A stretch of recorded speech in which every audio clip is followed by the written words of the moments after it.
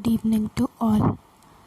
तो आज का वीडियो जो है हमारा, उसमें हम कुछ केस स्टडी करेंगे जो हमने पीछे बाइकॉइड, नैनोज, हंचबैक इन सब का फंक्शन पढ़ा था कि कौन एंटीरियर बनाता है, कौन पोस्टीरियर बनाता है।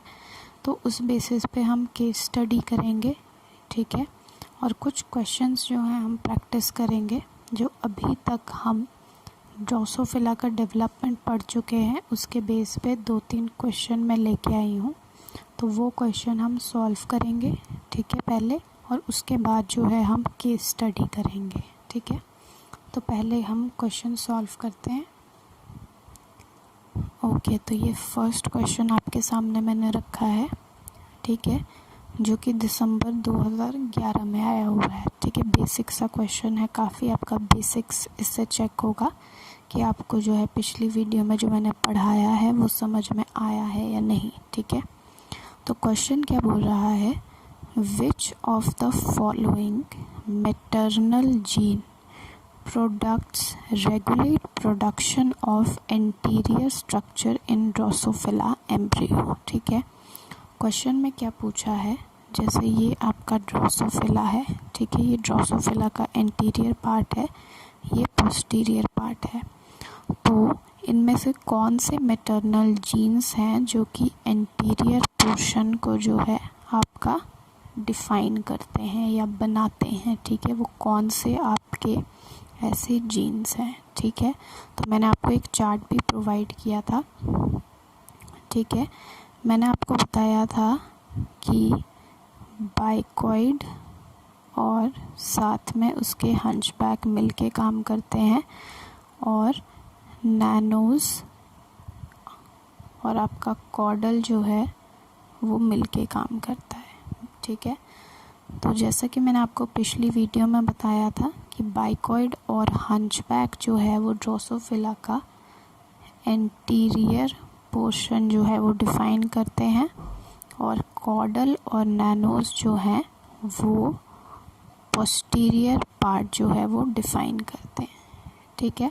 तो ऑप्शंस देख लेते हैं, बाइकॉइड एंड नैनोज, नहीं ये नहीं होगा। बाइकॉइड एंड हंचबैक, यस, ये होगा आपका आंसर, ठीक है। फिर से बाइकॉइड एंड कॉर्डल, ये भी नहीं होगा। नैनोज एंड कॉर्डल, ये भी नहीं होगा। तो आपका जो आंसर हो जाता है वो होगा बाइकॉइड एंड हंचबैक, ठीक है, जो कि आपके जो एम्ब्रियो है उसका जो है एंटीरियर पोर्शन जो है वो डिफ़ाइन करता है, ठीक है। तो ये क्वेश्चन था आपका दिसंबर 2011 का। अब हम अपना नेक्स्ट क्वेश्चन ले लेते हैं। ओके, तो ये है आपका नेक्स्ट क्वेश्चन जो कि दिसंबर 2011 का ही है। ये है 4 मार्क्स का क्वेश्चन, और जो आपका पिछला क्वेश्चन था वो था 2 मार्क्स का, ठीक है। लेंथ देख के आपको पता चल जा रहा होगा कि क्वेश्चन जो है, लंबे क्वेश्चन जो हैं वो 4 मार्क्स में होते हैं, ठीक है। तो क्वेश्चन ये बेस्ड है जो आपको मैंने एक्सपेरिमेंट करवाया था, ठीक है, ट्रांसप्लांटेशन एक्सपेरिमेंट जो मैंने आपको लास्ट में करवाया था, उस पे बेस है ये क्वेश्चन, ठीक है। तो देख लेते हैं क्या है question. When the prospective neuron from an early gastrula of frog were transplanted, साथ साथ में बनाते जाएंगे कि क्या बोल रहे हैं, ठीक है। क्या बोला है इन्होंने, when the prospective neuron, ठीक है, न्यूरॉन है, ठीक है, अर्ली स्टेज की बात की गई है। अर्ली स्टेज से मैंने न्यूरॉन लिया, ठीक है। When the prospective neuron from an early gastrula of frog were transplanted into, उसे ट्रांसप्लांट किया मैंने कहाँ पे, एपिडर्मिस वाले एरिया में, ठीक है। एपिडर्मिस वाले एरिया में जब मैंने उसको ट्रांसप्लांट किया तो क्या देखने को मिला, the donor cell differentiated into epidermis, कि ये वाला सेल जब मैंने यहाँ ट्रांसप्लांट किया तो ये न्यूरॉन को छोड़ के एपिडर्मिस बनाना शुरू कर दिया, ठीक है। हमने भी यही पढ़ा था कि हाँ अर्ली स्टेज में ऐसा ही होता है। कि जो जहाँ पे भी आप सेल्स को डालोगे वो वहाँ जैसे सेल बनाना शुरू कर देते हैं अर्ली स्टेज में, ठीक है, ये हमें समझ में आ गया। उसके बाद बोला है however when a similar experiment was done with late gastrula, ठीक है। अब इन्होंने बात की है लेट गैस्ट्रोला की, ठीक है, सेम एक्सपेरिमेंट किया लेकिन लेट गैस्ट्रोला लिया, ठीक है। The prospective neuron develop in neuron only, ठीक है। क्या हुआ लेट स्टेज में, क्या हुआ कि यही सेम न्यूरॉन लिया, ठीक है, उसे एपिडर्मिस में ले जाके ट्रांसप्लांट कर दिया, ठीक है। लेकिन हमने क्या पढ़ा है कि लेट स्टेज में जो आपके सेल्स होते हैं वो डिटरमाइंड हो चुके होते हैं, ठीक है। आप उन्हें कहीं पर भी ट्रांसप्लांट कर दो, वो अपना फेट जो है वो डिसाइड कर चुके होते हैं, ठीक है। इसीलिए जब हमने इस लेट न्यूरॉन को हम डालेंगे एपिडर्मिस में तो ये यहाँ पे भी न्यूरॉन ही बनाएगा, ठीक है। तो ये जो लास्ट वाली स्टेटमेंट है इसके बेस पे क्वेश्चन आपसे पूछा गया है, ठीक है। क्या पूछा गया है, however when a similar experiment was done with late gastrula of frog the prospective neuron developed in neuron only. The above could explain the possible phenomena, कि ये क्या फिनोमेना है, क्यों ऐसा हो रहा है हमें बताना है, ठीक है। अच्छा, इन्होंने बोला है द अर्ली गैस्ट्रोला, जो आपका अर्ली गैस पूरा जो इसमें आपको बताया है सारी राम कथा, ठीक है, उससे आपको क्या कंक्लूजन मिल रहा है, ठीक है, वो आपको बताना है। द अर्ली गैस्ट्रोला शोज़, यहाँ पे हम पहले देख लेते हैं, ठीक है। जहाँ पे अपना फेट चेंज कर देता है वो होता है कंडीशनल, और जहाँ पे फेट चेंज नहीं करता है वो होता है ऑटोनोमस, ठीक है। अब इजी हो जाएगा थोड़ा। The early gastrula show conditional development, हाँ ठीक है, और जो whereas late shows autonomous development, ठीक है, ये एकदम करेक्ट स्टेटमेंट है। उसके बाद बोल रहा है कि अर्ली शोज़ ऑटोनोमस, अर्ली जो है क्या वो ऑटोनोमस शो कर रहा है, नहीं, तो ये स्टेटमेंट यहाँ पे गलत।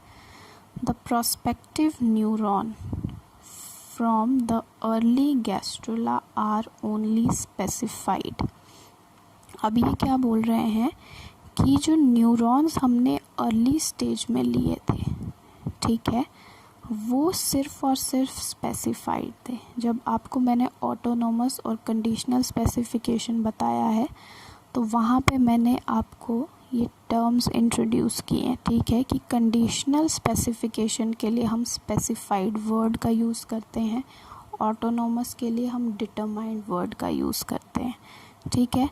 तो यहाँ पे अर्ली स्टेज की बात की जा रही है, ठीक है, और अर्ली स्टेज में होता है आपका कंडीशनल स्पेसिफिकेशन, और कंडीशनल स्पेसिफिकेशन में हम स्पेसिफाइड वर्ड यूज़ करते हैं, ठीक है, कि सेल्स जो हैं वो स्पेसिफाई हो गए हैं, ठीक है। तो ये इतनी स्टेटमेंट ठीक है। द प्रोस्पेक्टिव न्यूरॉन, ठीक है, from the early gastrula are only specified, whereas those जो लेट गैस्ट्रोला हैं वो आपके डिटरमाइंड होते हैं, बिल्कुल सही बात है, ऐसा ही होता है। उसके बाद लास्ट है the prospective neuron from the early gastrula, ठीक है, जो प्रोस्पेक्टिव न्यूरॉन है अर्ली गैस्ट्रोला में वो स्पेसिफाइड है, whereas late is also specified. Last term में क्या बोला है कि यहाँ पे आपके स्पेसिफाइड नहीं होगा, ये गलत लिख दिया मैंने, यहाँ पे होगा आपका कि जो न्यूरॉन है वो अर्ली स्टेज में जो है वो डिटरमाइंड है और लेट में जो है स्पेसिफाइड है, ठीक है। तो ये जो आपकी स्टेटमेंट है ये भी गलत है, ठीक है। तो कौन सी स्टेटमेंट सही हो गई आपकी, पी एंड आर, तो आपका बी स्टेटमेंट जो बी ऑप्शन जो है वो एकदम करेक्ट हो गया, ठीक है। आई होप आपको समझ में आ गया होगा। क्वेश्चन बहुत इजी क्वेश्चन है, सिर्फ देखने में लेंदी होते हैं, ठीक है, और सॉल्व करने में उतने इजी, ठीक है। तो नेक्स्ट क्वेश्चन की तरफ चलते हैं अब। तो ये है आपका नेक्स्ट क्वेश्चन जो कि है दिसंबर का क्वेश्चन है, ये दिसंबर 2012। ठीक है, ये भी जो है आपका ये 2 मार्क्स का क्वेश्चन है, इजी छोटू मोटू सा क्वेश्चन है ये भी। ठीक है, with respect to development of any organism autonomous specification would result in which type of development. ठीक है, जब आपको मैंने पढ़ाया था तो मैंने अदर नेम जो है ऑटोनोमस स्पेसिफिकेशन का वो आपको बताया था, जो कि क्या है, मोज़ेक। और रेगुलेटिव जो है वो किसका अनदर नेम है, कंडीशनल स्पेसिफिकेशन का। ठीक है, तो ये 2 मार्क्स का क्वेश्चन, बहुत इजी सा क्वेश्चन आपका। ठीक है, तो ये 3 क्वेश्चन मैंने आपको प्रैक्टिस करवा दिए। फिर कभी जब हमारा डेवलपमेंट पूरा कंप्लीट हो जाएगा ड्रोसोफिला का, तो जितने भी क्वेश्चंस आए हैं वो सारे क्वेश्चन हम ऐसे ही जो हैं वो सॉल्व करेंगे।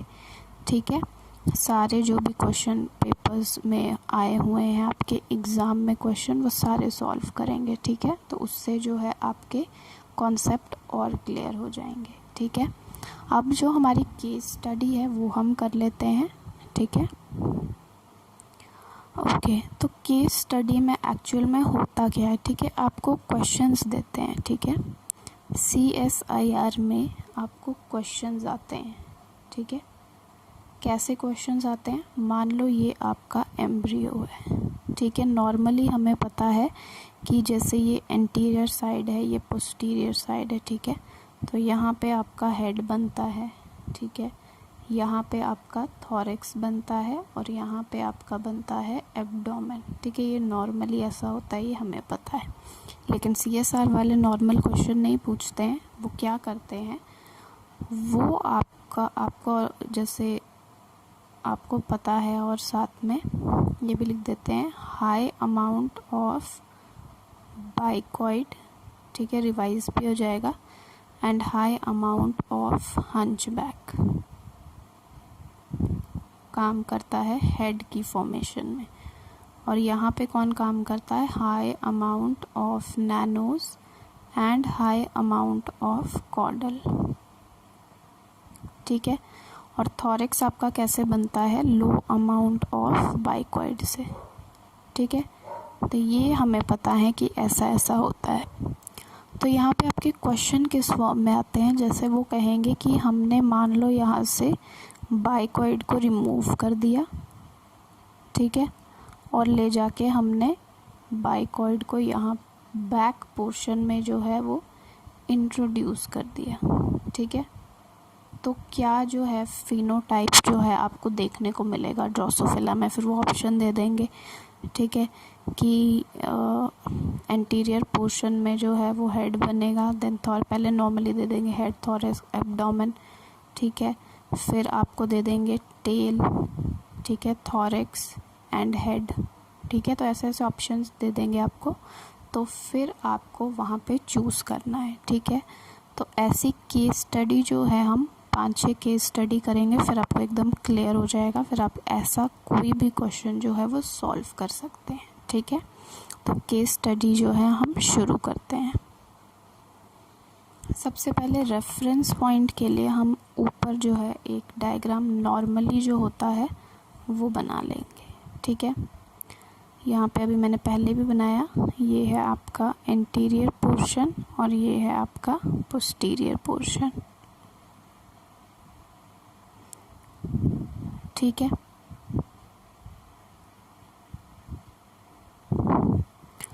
अब यहाँ पे क्या है, ये यहाँ पे आपका बनेगा हेड, यहाँ बनेगा थॉरैक्स और यहाँ बनेगा एब्डोमेन।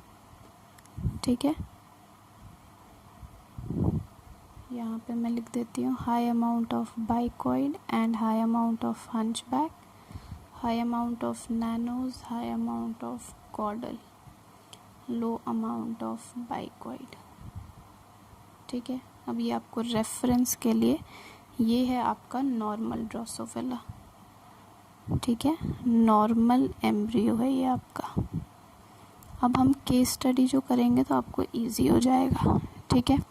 सबसे पहली केस स्टडी क्या है,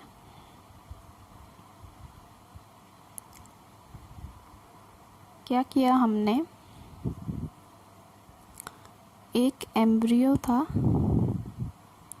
ठीक है, वहाँ पे हमने क्या किया, उसका जो पोस्टीरियर पोर्शन था वहाँ पे ले जाके बाइकॉइड को इंट्रोड्यूस कर दिया,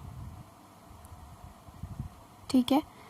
एक बात और हमेशा ध्यान रखनी है, जब तक आपको क्वेश्चन में बोला नहीं गया है, ठीक है, जैसे यहाँ पे है ये क्वेश्चन, ठीक है, यहाँ पे आपको बोला है कि पोस्टीरियर में जो है बाइकॉइड इंट्रोड्यूस कर दिया है, इसका मतलब ये नहीं है कि वो एंटीरियर से लेकर ही आपका पोस्टीरियर में इंट्रोड्यूस किया, हो सकता है वो एक्सटर्नली इंट्रोड्यूस किया हो।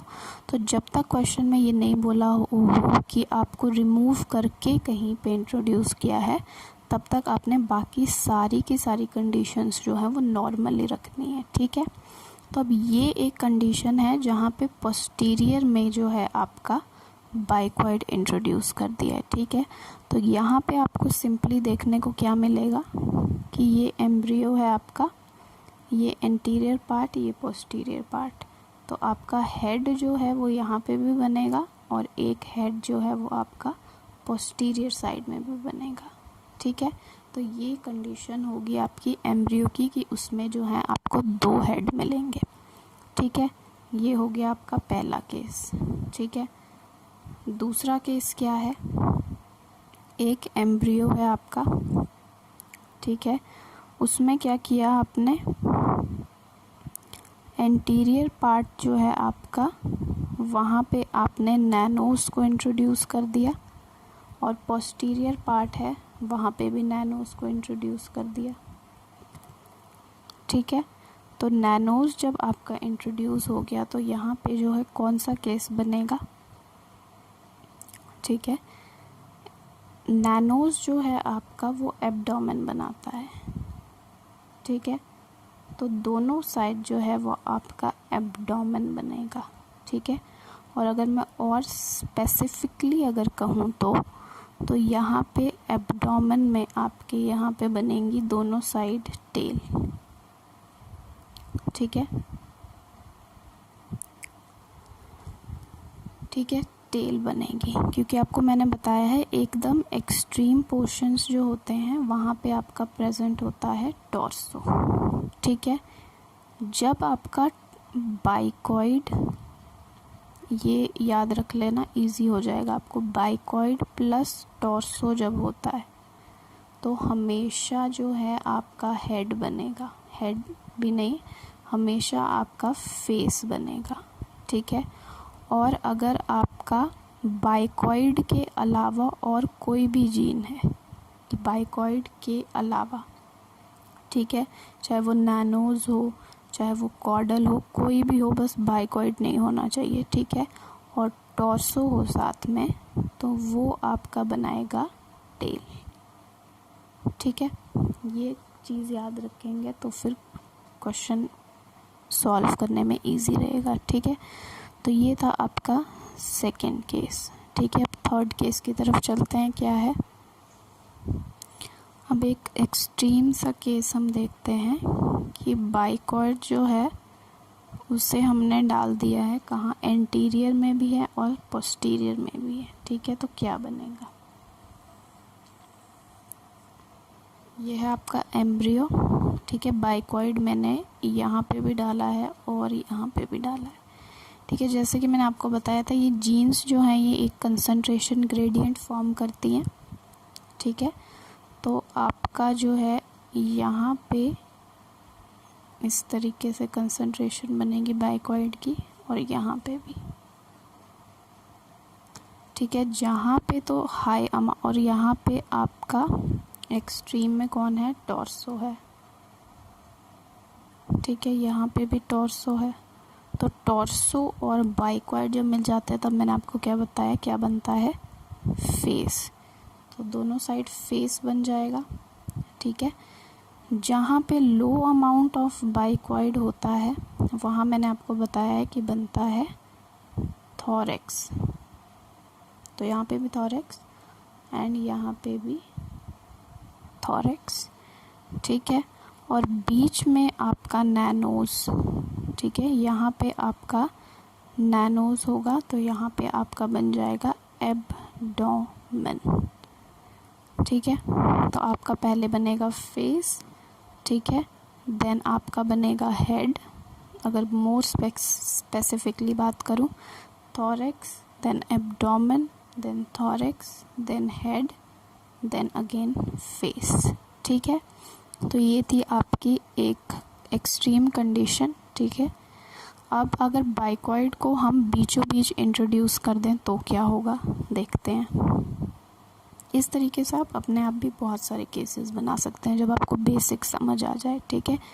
मिडिल में अगर मैं इंट्रोड्यूस कर दूं, ठीक है, ये आपका एम्ब्रियो है, इसे मैंने बीच में इंट्रोड्यूस कर दिया। बीच में जब इंट्रोड्यूस कर दिया तो ये क्या बनाता है, आपका कंसंट्रेशन ग्रेडियंट बनाता है इस तरीके से, ठीक है। जहाँ पे सबसे ज़्यादा अमाउंट है आपका वहाँ पे बनता है हेड, ठीक है।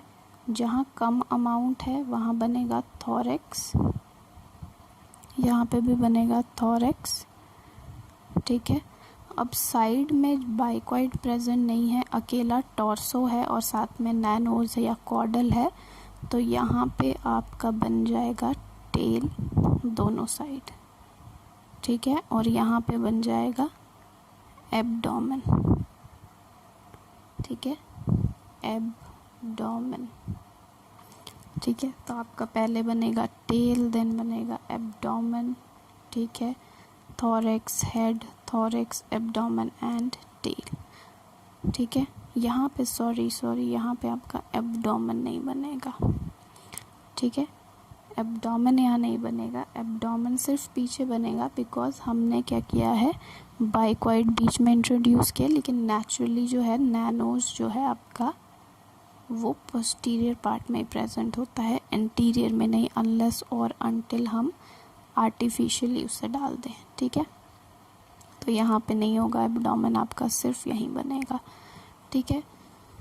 तो ये थे आपके कुछ केसेस, ऐसे बहुत सारे केस हम बना सकते हैं अपने आप भी, ठीक है। तो आज की वीडियो में हम बस इतना ही करेंगे, ठीक है। कल की जो वीडियो होगी या जब भी वीडियो मैं बनाऊंगी तो उसमें हम डॉर्सल वेंट्रल एक्सिस जो है आपका पढ़ेंगे ड्रोसोफिला में, ठीक है। One of the most important topic, बहुत सारे क्वेश्चंस वहाँ से आते हैं, ठीक है। तो अगर आपको कंटेंट पसंद आ रहा है, अगर आपको समझ में आ रहा है जो मैं पढ़ा रही हूँ आपके लिए हेल्पफुल है, तो प्लीज़ चैनल को लाइक और सब्सक्राइब करिए। मुझे आपके सपोर्ट जो है मिलता रहेगा तो मैं इसी तरीके से रेगुलर बेसिस पे आपके लिए वीडियोस जो है वो ला पाऊँगी, ठीक है। So thank you. और कुछ समझ में ना आया हो तो जैसा कि मैं पहले भी कहती हूँ, कमेंट सेक्शन में आप मुझे बता सकते हैं, ठीक है। So thank you for watching this video.